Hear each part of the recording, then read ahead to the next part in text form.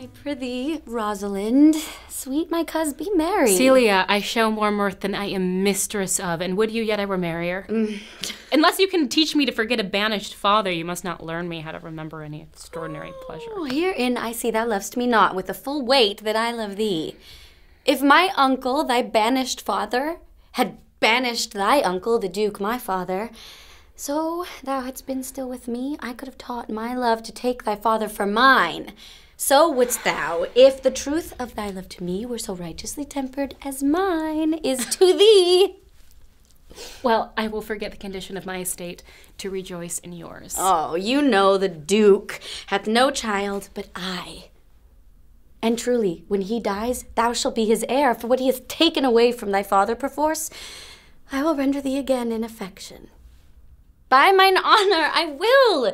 Therefore, my sweet Rose, my dear Rose, be merry. What think you of falling in love? Marry, I prithee do, to make sport withal. But love no man in good earnest, nor no further in sport either. Then with safety of a pure blush thou mayst in honor come off again. Now, sir, what make you here? Nothing. I am not taught to make anything. What mar you then, sir? Marry, sir, I am helping you to mar that which God made, a poor, unworthy brother of yours, with idleness. Marry, sir, be better employed, and be not a while. Well, shall I keep your hogs and eat husks with them? What prodigal portion have I spent that I should come to such penury? Know you where you are, sir? Oh, sir, very well. Know you before whom, sir? Aye, sir, better than him I am before knows me. I have as much of my father in me as you. Albeit I confess your coming before me is nearer to his reverence. What, boy? Come, come, elder brother, you are too young in this. Thou lay hands on me, villain? Look, I am no villain. I am the youngest son of Sir Rowland de Boys. He was my father, and he is thrice a villain that says such a father begot villains. Wert thou not my brother, I would not take this hand from thy throat till this other had pulled out thy tongue for saying so. Thou hast railed on thyself. Let me go, I say. I will not till I please. You shall hear me. The spirit of my father grows strong in me, and I will no longer endure.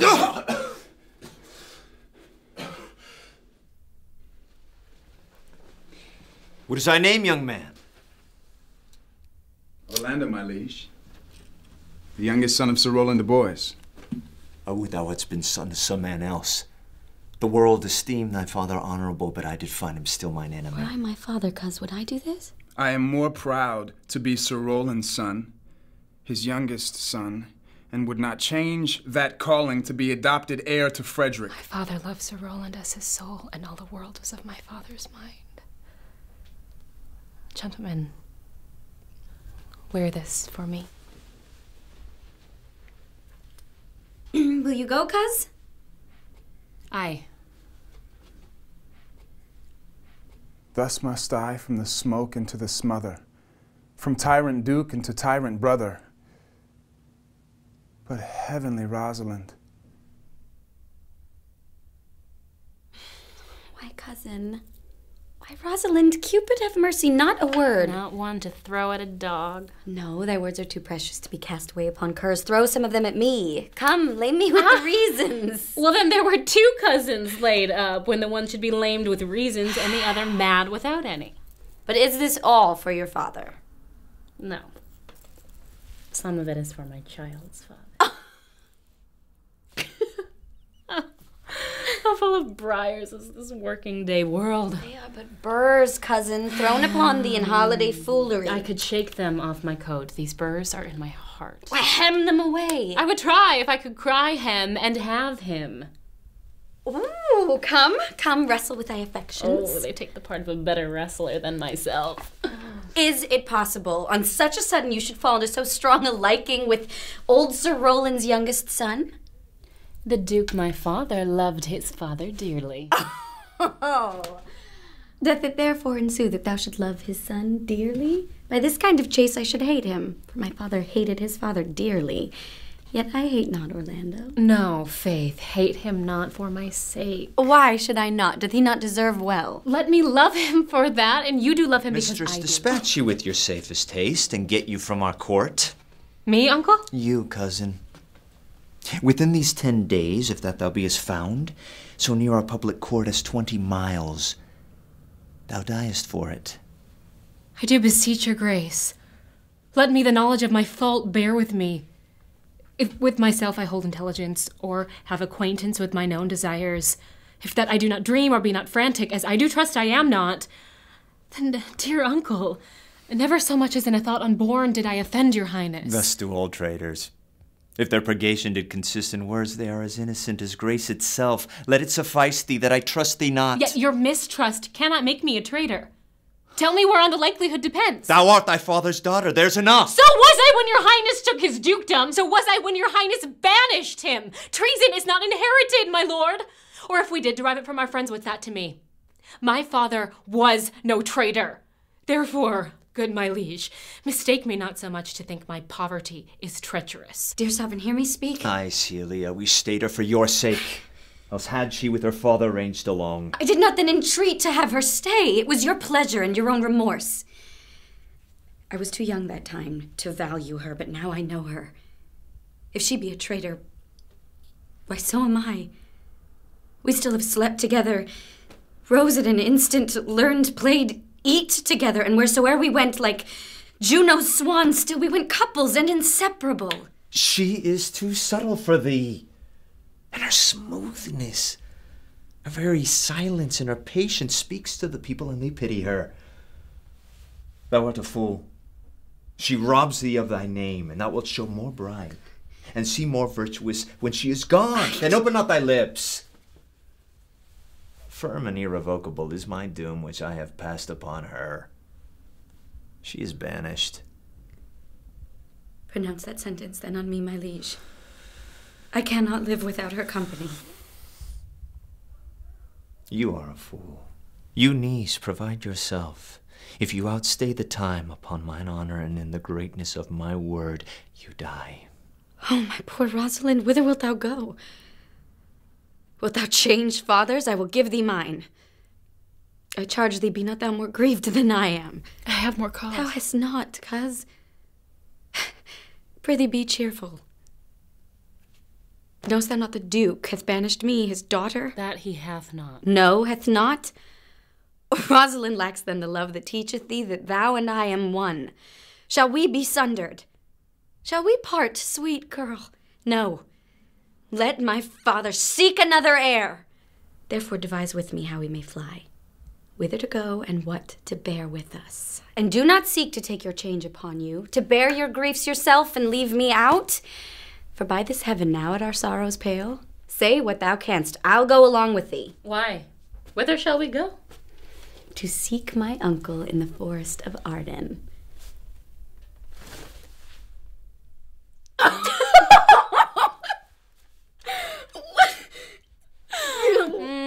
What if we essayed to steal that clownish fool from your father's court? Would he not be a comfort to our travels? He'll go along with me or the wide world. Leave me alone to woo him. Celia!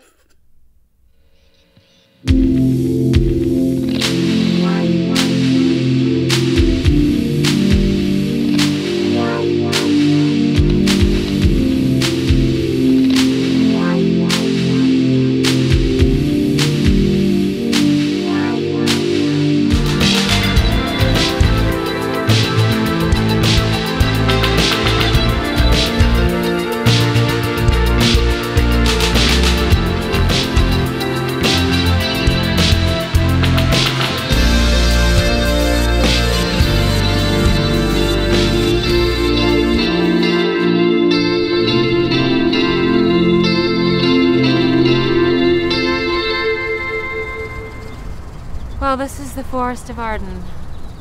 When I was at home, I was in a better place, but travelers must be content. Aye, be so, good touchstone. Now, my co-mates and brothers in exile, hath not old custom made this life more sweet than that of painted pomp? Are not these woods more free from peril than the envious court? Here feel we not the penalty of Adam, the season's difference, as the icy fang and churlish chiding of the winter's wind. which when it bites and blows upon my body, e'en till I shrink with cold, I smile and say, this is no flattery. These are counselors that feelingly persuade me what I am. Sweet are the uses of adversity, which like the toad, ugly and venomous, wears yet a precious jewel in its head. And this, our life, exempt from public haunt, finds tongues in trees, books in the running brooks, sermons in stones, and good in everything.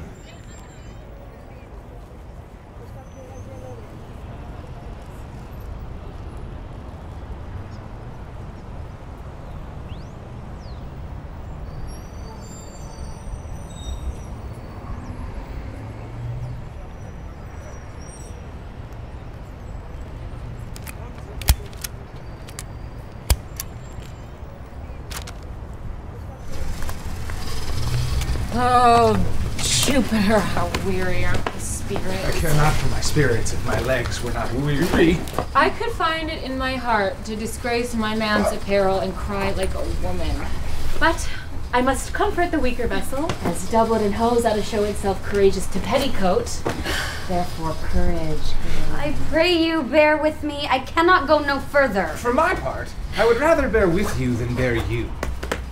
Yet I should bear no cross if I did bear you, for I think you have no coin in your purse. Looky who comes here. That is the way to make her scorn you still. Oh, Corinne, that thou knewest how I do love her. I hardly guess. But I have loved ere now. No, Corinne, being old thou canst not guess. Though in thy youth thou wast as true a lover as ever sighed upon a midnight pillow.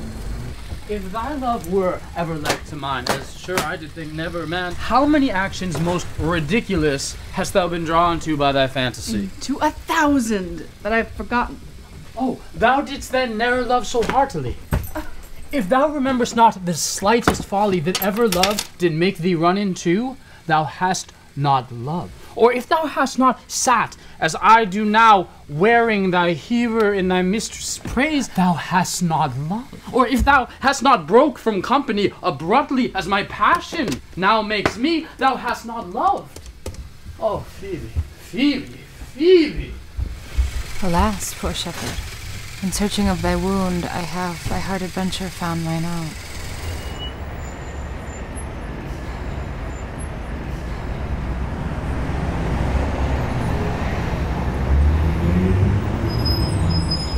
A fool, I met a fool in the forest, motley fool, miserable world. As I do live by food, I met a fool who laid him down and basked him in the sun and railed on Lady Fortune in good terms, in good set terms, and yet a motley fool.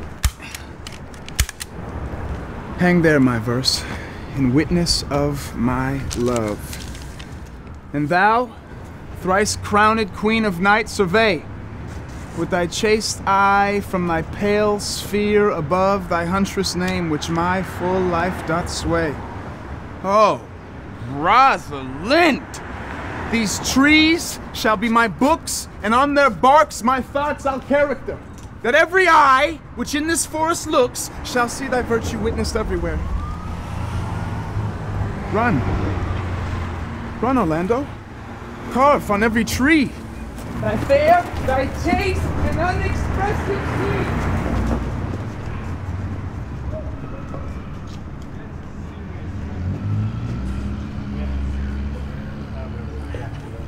Thus we may see, quoth he, how the world wags. 'Tis but an whore ago, since it was 9. After one whore more, 'twill be 11. And so from whore to whore we ripe, and then from whore to whore we rot, and thereby hangs a tale. When I did hear the motley fool thus moral on the time, my lungs began to crow like Chanticleer, that fools should be so deep, contemplative, and I did laugh, sans intermission, and whore by his dial. O noble fool, a worthy fool, motley is the only wear. What fool is this? O worthy fool, one that hath been a courtier, and says if ladies be but young and fair, they have the gift to know it. And in his brain, which is as dry as a remainder biscuit after a voyage, he hath strange places crammed with observation, which he vents in mangled form. Oh, that I were a fool. I am ambitious for a motley coat. Thou shalt have one. Thou seest we are not all alone and happy. This wide and universal theater presents more woeful pageants than the scene wherein we play in. All the world's a stage, and all the men and women merely players. They have their exits and their entrances, and one man in his time plays many parts, his acts being 7 ages. At first, the infant, buling and puking in the nurse's arms, then the whining schoolboy with his satchel and shining morning face, creeping like snail unwillingly to school, and then a lover sighing like furnace with the woeful ballad made to his mistress's eyebrow. Then a soldier, full of strange oaths and bearded like the pard, jealous in honor, sudden, quick in quarrel, seeking the bubble reputation e'en in the cannon's mouth. And then a justice with fair round belly and good cape on line, with eyes severe and beard of formal cut, full of wise saws and modern instances, and so he plays his part. The 6/8 shifts into the lean and slippered pantaloon with spectacles on nose and pouch on side, his youthful hose well saved, a world too wide for his shrunk shank, and his big, manly voice turning again towards childish treble, pipes and whistles in his sound. Last scene of all that ends this strange, eventful history is second childishness and mere oblivion. Sans teeth, sans eyes, sans taste, sans everything.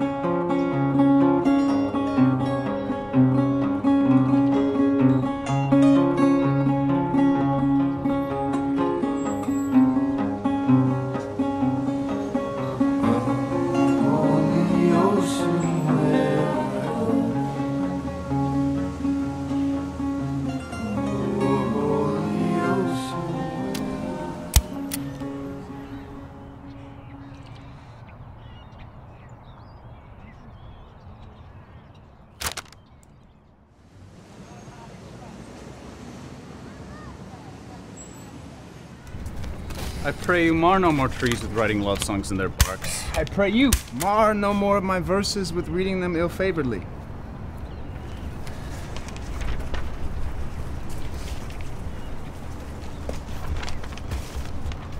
Rosalind is your love's name? Yes. Just. I do not like her name. Well, there was no thought of pleasing you when she was christened. What stature is she of? Just as high as my heart. You are full of pretty answers. Have you not been acquainted with goldsmiths' wives and conned them out of rings? Not so, but I answer you, right painted cloth, from whence you have studied your questions. You have a nimble wit. Will you sit down with me, and we two will rail against our mistress the world in all our misery? I will chide no breather in the world but myself, against whom I know most faults. The worst fault you have is to be in love. But I am weary of you. By my troth, I was seeking a fool when I found you. He is drowned in the gutter. Look but in, and you shall see him. There I shall see mine own figure. Which I take to be either a fool or a cipher. Tarry no longer with you. Farewell, good Signor Love. I am glad of your departure. Adieu. Good Monsieur Melancholy.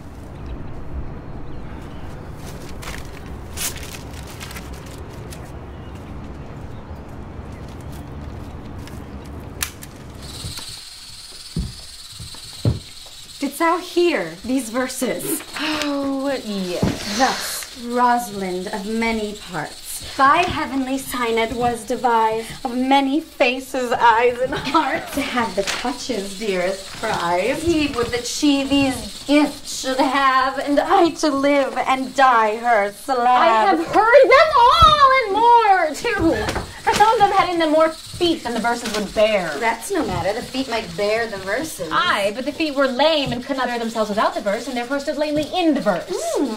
Her worth, being mounted on the wind, through all the world bears Rosalind. Of all the pictures fairest lined are but black to Rosalind. Let no face be kept in mind, but the fair of Rosalind. Know you who has done this? Is it a man? Mm-hmm. And a chain that you once wore about his neck. Change your color. Who?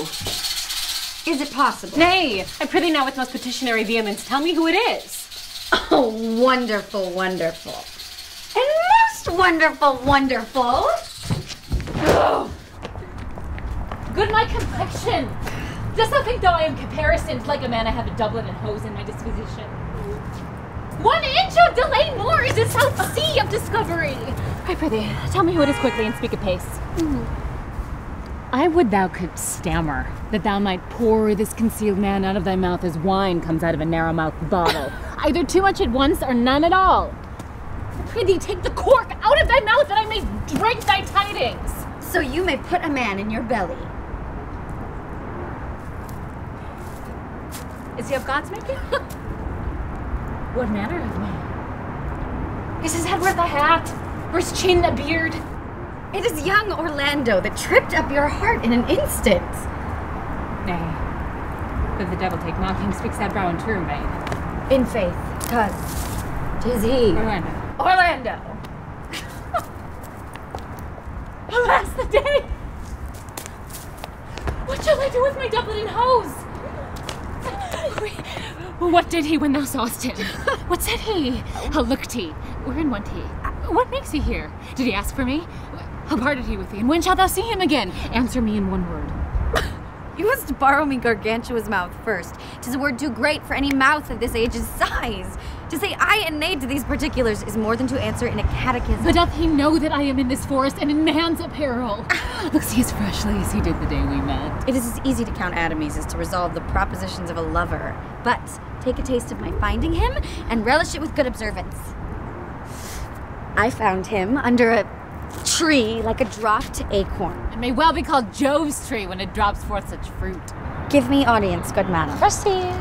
There lay he stretched along like a wounded knight. Oh, there'll be a pity to see such a sight. It well becomes the ground. Cry Ola to the tongue, I prithee. It curvets unseasonably. He was furnished like a hunter. Ominous! He comes to kill my heart. I would sing my song without a burden. You bring me out of tune. Do you not know that I am a woman? When I think, I must speak. Sweet, say on. You bring me out. Soft comes he not here. I will speak to him like a saucy lackey and do not have it play the knave with him. Do you hear, Forrester? Very well, what would you? I pray you, what is to clock? You should ask what time of day. There's no clock in the forest. Well, then there is no true lover in the forest. Else sighing every minute and groaning every hour would detect the lazy foot of time as well as the clock. Where dwell you, pretty youth? Like the shepherdess, my sister, here in the skirts of the forest, like fringe upon a petticoat. Your accent is something finer than you could purchase and so remove the dwelling. I've been told so of many. But indeed, an old religious uncle of mine taught me to speak, who was, in his youth, an inland man, and one that knew courtship too well, for there he fell in love. I've heard him read many lectures against it, and I thank God I am not a woman. To be touched with so many giddy offenses as he had generally taxed their whole sex withal. Can you remember any of the principal evils that he laid to the claim of women? Well, there were none principal. They're all like one another as halfpence are, each one fault seeming monstrous until its fellow fault came to match it. I pray you, recount some of them. I won't give away my physic but on those that are sick.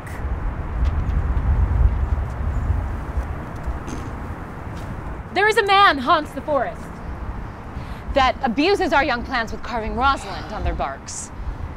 Hangs odes on hawthorns and elegies on brambles, all forsooth deifying the name of Rosalind. If I could meet that fancy monger, I would give him some good counsel. He seems to have the quotidian of love upon him. I am he that is so love-shaked. I pray you, tell me your remedy. There are none of my uncle's marks upon you. He taught me how to know a man in love, in which cage of rushes I am sure you are not prisoner. Well, what were his marks? A lean cheek, which you have not. Blue eye and sunken, which you have not. An unquestionable spirit, which you have not. A beard neglected, which you have not. But I pardon you for that, for simply your having a beard is a younger brother's revenue. Then your hose should be ungartered, your bonnet unbanded, your sleeve unbuttoned, your shoes untied, and everything about you demonstrating a careless desolation. But you are no such man. You are rather point of ice in your accoutrements is loving yourself than seeming the lover of any other. Fair youth, I could make thee believe I love. Me believe it. You may sooner make her that you love believe it, which I warrant she is apter to do than confess she does. That is one of the points in which the women give the lie to their consciences. But, in good sooth, are you he that hangs the verses on the trees wherein Rosalind is so admired? Swear to the youth by the white hand of Rosalind, I am that he, that unfortunate he. But are you so much in love as your rhymes speak? Neither rhyme nor reason can express how much. Love is merely a madness, I tell you, and I profess curing it by counsel. Did you ever cure yourself? Yes, one. And in this manner. He was to imagine me his love, his mistress, and I set him every day to woo me, at which time would I, being but a moonish youth, grieve, be effeminate, changeable, longing and liking, proud, fantastical, apish, shallow, and constant, full of smiles, full of tears, for every passion something, and for no passion truly anything, as boys and women are for the most part cattle of this color, would now like him, now loathe him, now entertain him, now forswear him, now weep for him, now spit at him, that I drave my suitor from his mad humor of love to a living humor of madness, which was to forswear the full stream of the world and to live in a nook, merely monastic. And thus I cured him. And in this way will I take upon me to wash your liver as clean as a sound sheep's heart, that there shall be not one spot of love in it. I would not be cured, youth. I would cure you. If you would but call me Rosalind, and come every day to my cart, and woo me. Now, by the faith of my love, I will. Tell me where it is. I'll show it you. And by the way, you should show me where in the forest you live. Will you go? With all my heart, good youth. Nay, you must call me Rosalind. Will you go, sister?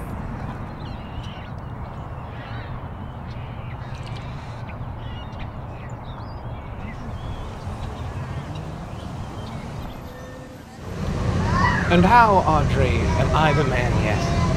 Doth my simple feature content you? Your features? Lord warrant us, what features? I am here with thee and thy goats. Is the most capricious poet. Honest Ovid was among the gods. Knowledge ill inhabited, worse than Jove in a thatched house. When a man's verses cannot be understood, it strikes a man more dead than a great reckoning in a little room. Truly, I would the gods had made thee poetical. I do not know what poetical is. Is it honest, indeed, in word? Oh, is it a true thing? No, truly. For the truest poetry is the most feigning, and lovers are given to poetry. And what they swear in poetry may be said, as lovers, they do feign. Do you wish then that the gods had made me poetical? I do, truly, for thou swearest to me thou art honest. Now, if thou wert a poet, I might have some hope thou didst feign. Would you not have me honest? No, truly. Unless thou wert hard favored. For honesty coupled to beauty is to have honey, a sauce to sugar. Well, I am not fair, and therefore I pray the gods make me honest. Truly. And to cast away honesty upon a foul slut would put her meat into an unclean dish. I am not a slut. Though I thank the gods I am foul. Oh, how praised be the gods for thy foulness. Sluttishness may come hereafter, but be that as it may, I will marry thee.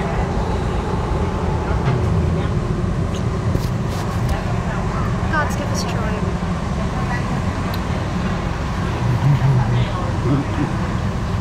Sweet Phoebe, do not scorn me. Do not, Phoebe.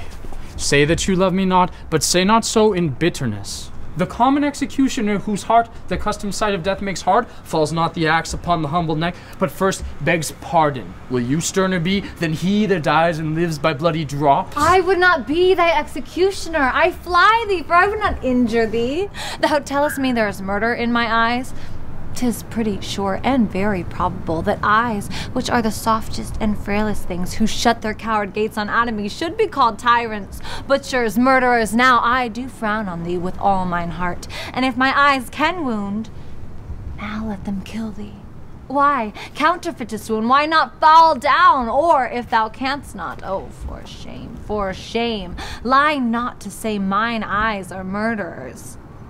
Now, show the wound mine eye hath made on thee. Scratch thee but with a pin, there remains some trace of it. Lean upon a rush, the cicatrice incapable impression thy palm some moment keeps. But now mine eyes, which I have darted at thee, hurt thee not, nor, I am sure, there is no force in eyes that can do hurt. Oh, dear Phoebe, if ever, as that ever may be near, you meet in some fresh cheek the power of fancy, then shall you know the wounds invisible that love's keen arrows make. But till that time, come not thou near me. And when that time comes, afflict me with thy mocks, pity me not. As till that time, I will not pity thee. And why, I pray you? Who might be your mother, that you insult, exalt, and all at once over the rest? What, though you have no beauty? As by my faith I see no more in you than without candle may go dark to bed. Must you be therefore proud and pitiless? Why, what means this? Why do you look on me? I see no more in you than in the ordinary of nature's sail work. It's my little life. I think she means to dangle my eyes, too. No, faith, proud mistress, hope not after it. 'Tis not your inky brow, your black silk hair, your bugle eyeballs, nor your cheek of cream that can attain my spirits to your worship. You foolish shepherd! Wherefore do you follow her like foggy south, puffing with wind and rain? You are 1,000 times a properer man than she a woman. 'Tis such fools as you that make the world full of ill-favored children. 'Tis not her glass, but you that flatters her, and out of you she sees herself more proper than any of her lineaments can show her. But mistress, know thyself. Down on your knees and thank heaven, fasting, for a good man's love, for I must tell you, friendly in your ear, sell when you can. You are not for all markets. Cry the man mercy. Love him, take his offer. Foul is most foul, being foul, to be a scoffer. So take her to thee, shepherd. Fare thee well. Sweet youth, I pray you, chide a year together. For I'd rather hear you chide than this man woo. Why look you so upon me? For no ill will I bear you. I pray you, do not fall in love with me, for I am falser than vows made in wine. Besides, I like you not. Come, sister. Shepherd, ply her hard. Shepherdess, look on him better and be not proud. Though all the world can see, none could be so abused in sight as he.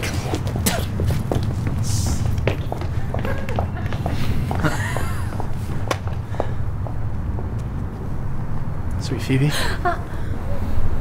What sayest thou, Silvius? Sweet Phoebe, pity me. Why, I am sorry for thee, gentle Silvius. Wherever sorrow his relief would be. If you do sorrow and my grief and love, by giving love, your grief and my sorrow will both exterminate. Thou hast my love, is that not neighborly? I would have you. Why, that were covetousness.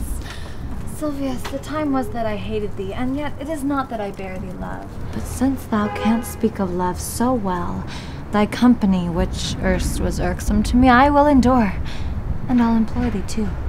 But do not look for further recompense than thou own gladness that thou art employed. So holy and so perfect is my love, and I in such a poverty of grace that I shall think it a most plenteous crop to glean the broken years after the man that the main harvest reaps, loose now and then, a scattered smile, and that all upon. Knowest thou the youth that spoke to me erewhile? I will write him a very taunting letter, and thou shalt bear it. Wilt thou, Silvius? Phoebe, with all my heart. I'll write it straight. The matter's in my head and in my heart. I will be bitter with him in passing short. Go with me, Silvius.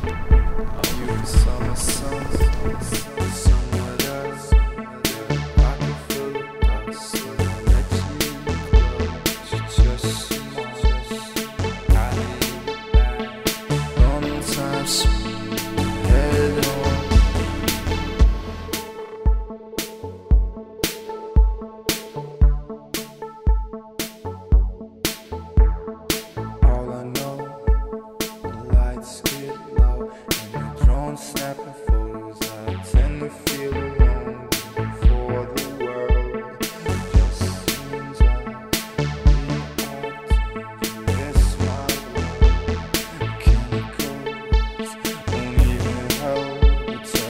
pocket full of change, the songs being read.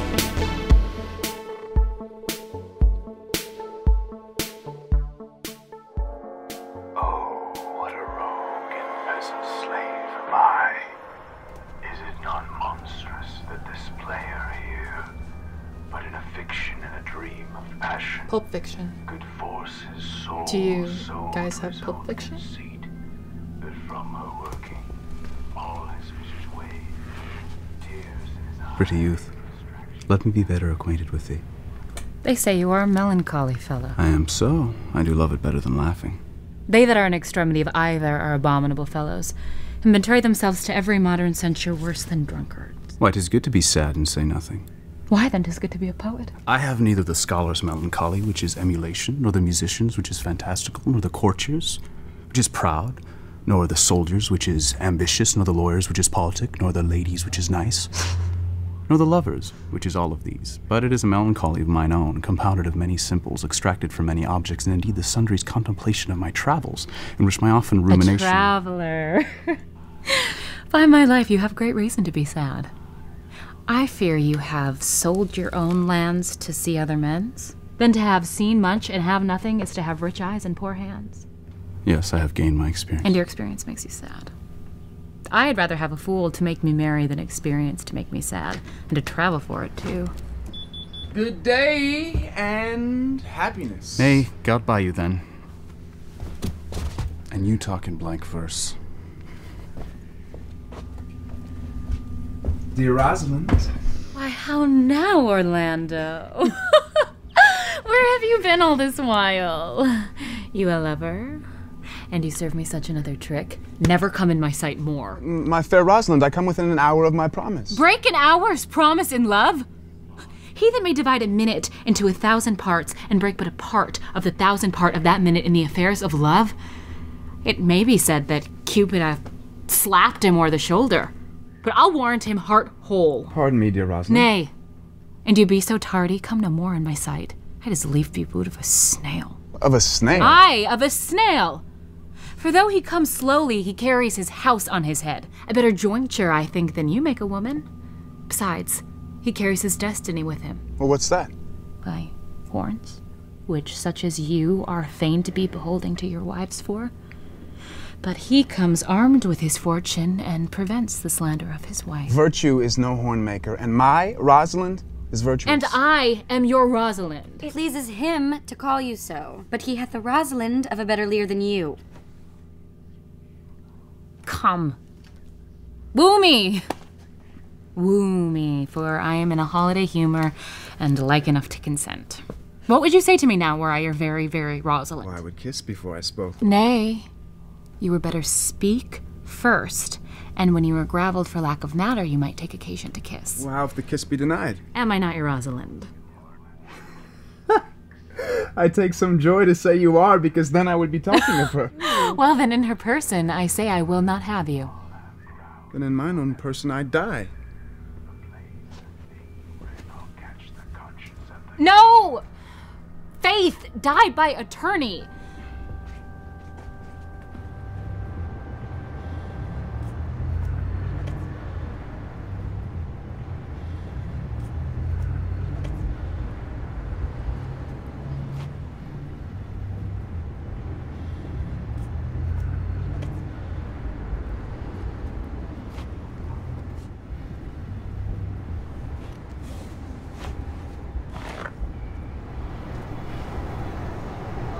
The poor world is almost 6,000 years old, and in all that time, there was not any man died in his own person that elected a love cause. Men have died from time to time, and worms have eaten them, but not for love. I would not have my right Rosalind of this mind, for I protest her frown might kill me. By this hand, it will not kill a fly. But come, now I will be your Rosalind in a more coming-on disposition, and ask me what you will. I will grant it. Then love me, Rosalind. Yes, faith will I. Fridays and Saturdays and all. Wilt thou have me? Aye, and 20 such. What sayest thou? Are you not good? I hope so. Well, then can one desire too much of a good thing? Come, sister, you shall be the priest and marry us. Give me your hands, Orlando. What do you say, sister? Prithee, marry us. I cannot say the words. You must begin, will you, Orlando? Go to. Will you, Orlando, have to wife this Rosalind? I will. Aye, but when? Why now, as fast as she can marry us? Well, then you must say, I take thee, Rosalind, for wife. I take thee, Rosalind, for wife. I might ask you for your commission, but I do take thee, Orlando, for husband.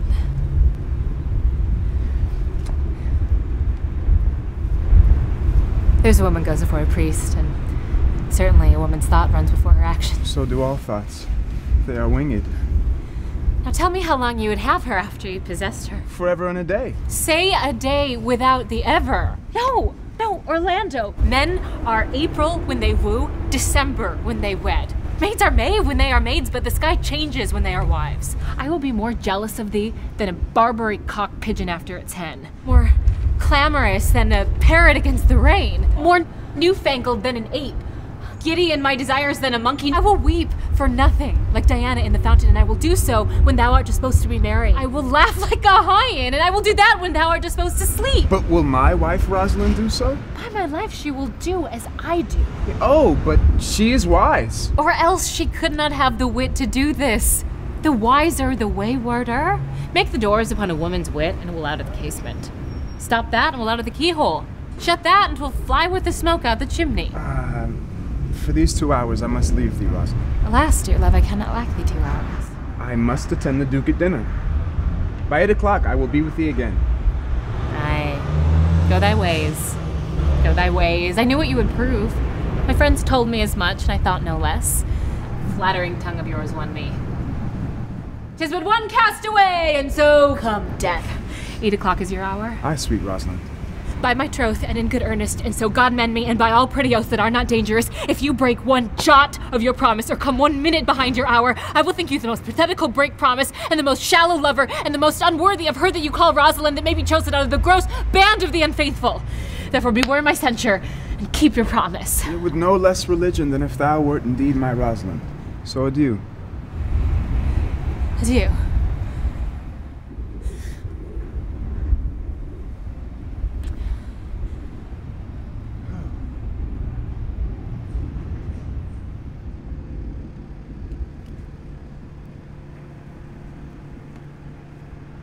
You have simply misused our sex in your love prate.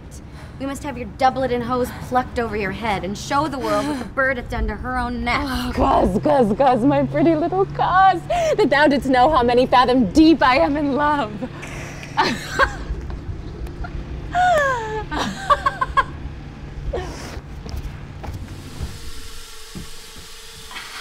Roz.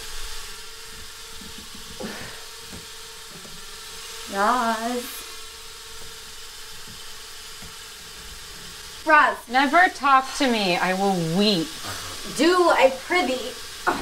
But yet, have the grace to consider that tears do not become a man. Have I not cause to weep? As good a cause as one would desire. Therefore weep. His very hair is of the dissembling color. Something browner than Judas. Mary, his kisses are Judas' own children. In faith, his hair is of good color. An excellent color. Your black was ever the only color. And his kissing is as full of sanctity as the touch of holy bread. He had bought a pair of cast lips of Diana. A nun of winter's sisterhood kisses not more religiously. The very ice of chastity is in them. But why did he swear he would come and comes not? Nay, certainly there's no truth in him. Do you think so? Yes. I think he is not a pick purse nor a horse stealer, but for his verity in love, I do think him as concave as a covered goblet or worm-eaten nut. Not true in love. Yes, when he is in. But I think he is not in. You have heard him swear downright that he was. Was is not is. Who comes here? My errand is to you, fair youth. My gentle Phoebe did bid me give you this. I know not the contents, but as I guess, by the stern brow and waspish action which she did use as she was writing of it, it bears an angry tenure. Pardon me, I am but the guiltless messenger. Patience herself would startle at this letter and play the swagger. They're this barrel. She says I am not fair. She says I lack manners. She calls me proud, and that she could not love me were man as rare as phoenix. Oh, that's my word. Her love is not the hair that I do hunt. By rights, she said to me. Well, shepherd, this is a letter of your own device. Oh, I protest. I know not the contents. Phoebe did write it. Come, you are a fool and driven to the extremity of love. I saw her hand. She has a leather in hand. A freestone-colored hand. I barely did think her old loved one just was her hand. She has a housewife's hand. But that's not the matter. I say she never did invent this letter. This is a man's invention and his hand. Sure it is hers. Why, 'tis a boisterous and a cruel style. A style for challengers. Will you hear this letter? So please you, for I never heard it yet. Yet heard too much of Phoebe's cruelty. Oh, alas, poor shepherd. Do you pity him? No, he deserves no pity.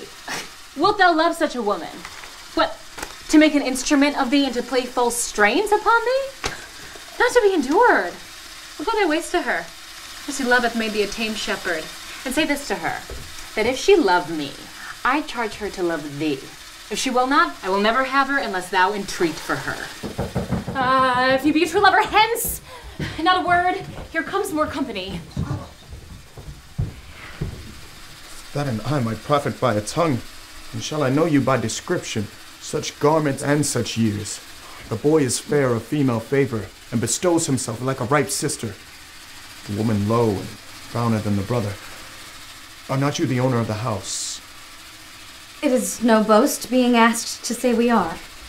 Orlando doth commend himself to you both. And to that youth he calls his Rosalind. He sends this bloody napkin. Are you here? Ooh, how now, Ganymede? Sweet Ganymede?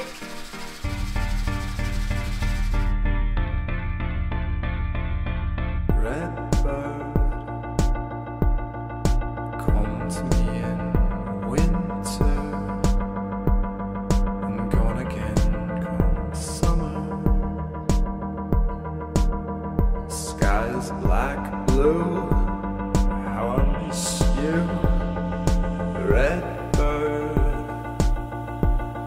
I'm human, I swear. Stood above the river to curse those stones and wood on the shore. It's possible that on so little acquaintance you should like her? That with seeing you should love her, and loving, woo, and wooing she should grant? And will you persevere to enjoy her? Neither call the giddiness of it into question, the poverty of her, the small acquaintance, my sudden wooing, nor sudden consenting. But say with me, I love Celia. And say with her that she loves me, consent with both that we may enjoy each other. It will be to your good, for my father's house, and all the revenue that was old Sir Roland's will may estate upon you. And here live and die a shepherd. But you have my consent. Let your wedding be tomorrow. Thither will I invite the Duke and all his contented followers. Go you and prepare Celia, for look you, here comes my Rosalind. God save you, brother. And you, fair sister.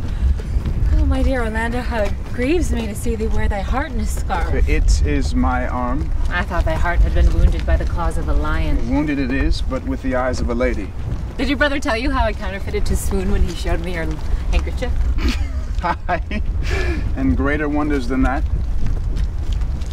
Ah, I know where you are. Nay, 'tis true.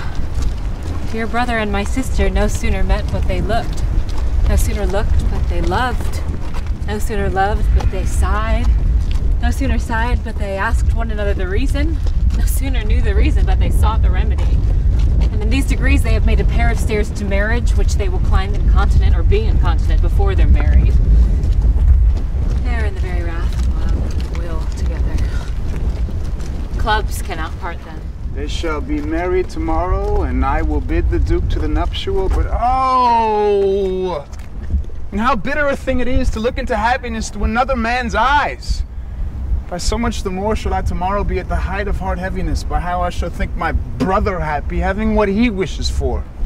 Why then tomorrow I should not serve your turn. I can live no longer by thinking. Well then I will weary you no longer with idle talking. If you do love Rosalind so near the heart as your gesture cries out, when your brother marries Celia, you shall marry her. I know into what straits of fortune she is driven, and it is not impossible to me, if it be not inconvenient to you, to set her before your eyes tomorrow, human as she is and without any danger. Speakest thou in sober meanings? On my life, I do. Therefore, put you in your best array, bid your friends, for if you will be married tomorrow, you shall. And Rosalind, if you will. Ganymede! Ganymede! You've done me much ungentleness to show the letter I had writ to you. I care not if I have. It is my study to seem despiteful and ungentle to you. You are here followed by a faithful shepherd. Look on him, love him, he worships you. Good shepherd, tell this youth what 'tis to love. Is to be all made of sighs and tears. And so am I for Phoebe. And I for Ganymede. And I for Rosalind. And I for no woman. It is to be all made of faith and service. And so am I for Phoebe. And I for Ganymede. And I for Rosalind. And I for no woman. All made of passion. All made of wishes. All adoration and duty and observance. All humbleness. All patience and impatience. All purity. All trial. All observance. And so am I for Phoebe! And I for Ganymede! And I for Rosalind! And I for no woman! If this be so, why blame you me to love you? If this be so, why blame you me to love you? If this be so, why blame you me to love you? To who do you speak? Why blame you me to love you? To her that is not here, nor doth not hear. I pray you no more of this! It is like the howling of Irish wolves against the moon. Tomorrow, we meet all together.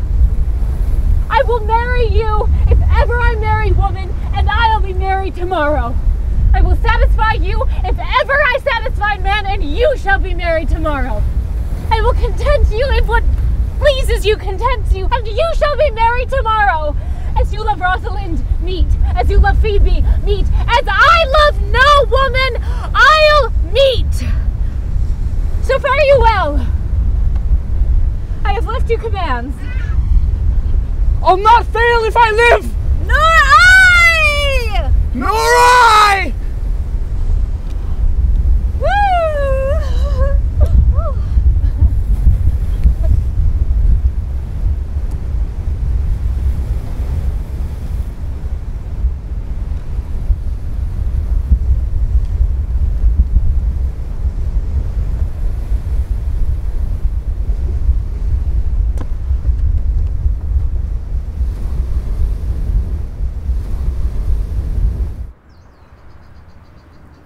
If that you are the good Sir Roland's son, as you have whispered faithfully were, be truly welcome hither.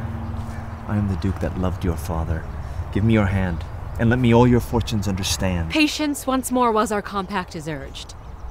You say if I bring in your Rosalind, you'll bestow her on Orlando here? That would I, had I kingdoms to give with her. And you say that you will have her if I bring her? That would I, were I of all kingdoms king. You say that you'll marry me if I be willing? That will I, should I die the hour after. But if you do refuse to marry me, you'll give yourself to this most faithful shepherd. So is the bargain. You say you will have her if she will? Though to have her and death were both one thing. I have promised to make all this matter even. Keep you your word, O Duke, to give your daughter. You yours, Orlando, to receive his daughter. Keep you your word, Phoebe, that you'll marry me, or else refusing me to wed this shepherd. Keep your word, Silvius, that you'll marry Phoebe if she refuse me. From hence I go, to make all these doubts even.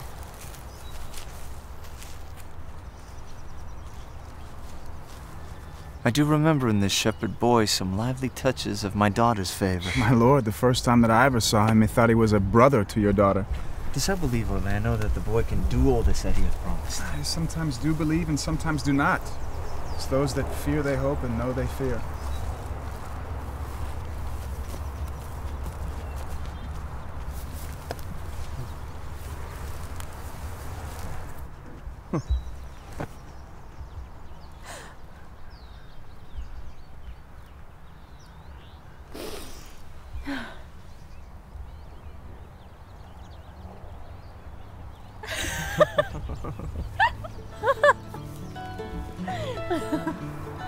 If there be truth in sight, you are my daughter. If there be truth in sight, you are my Rosalind. If sight and shape be true, why then, my love, adieu. Oh, my dear niece, welcome thou art to me. E'en daughter, welcome not in less degree.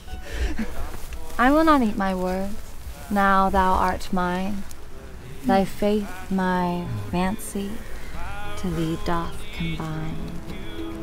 Follow me, side by side we face the world, whatever tomorrow brings. And I see it in your smile, I know that I am not alone. Looking in your eyes, We will begin these rites, as we do trust they'll end in true delights. So I will be the one who guards you always from your feet.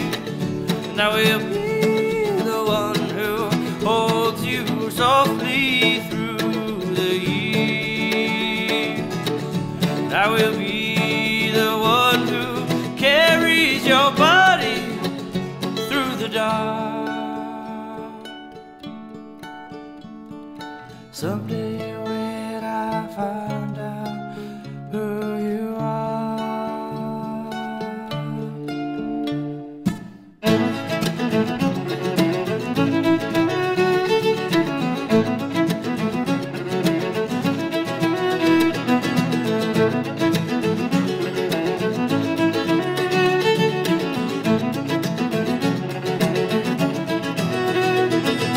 darling, you are running crazy through my mind, moving far too fast for me to catch you. You hit me like a burst of wind, surprising every time, and I have no choice but to simply let you. But if you told me you would keep me, would I then believe that side by side we face the world, whatever tomorrow brings? And I see it in your eyes, I know that you could bring me home. Looking in your eyes, I know you could bring me home. So I will be the one who guards you always from your feet. And I will be the one who holds you softly through the years. And I will be the one who carries your body through the dark. Someday when I find out who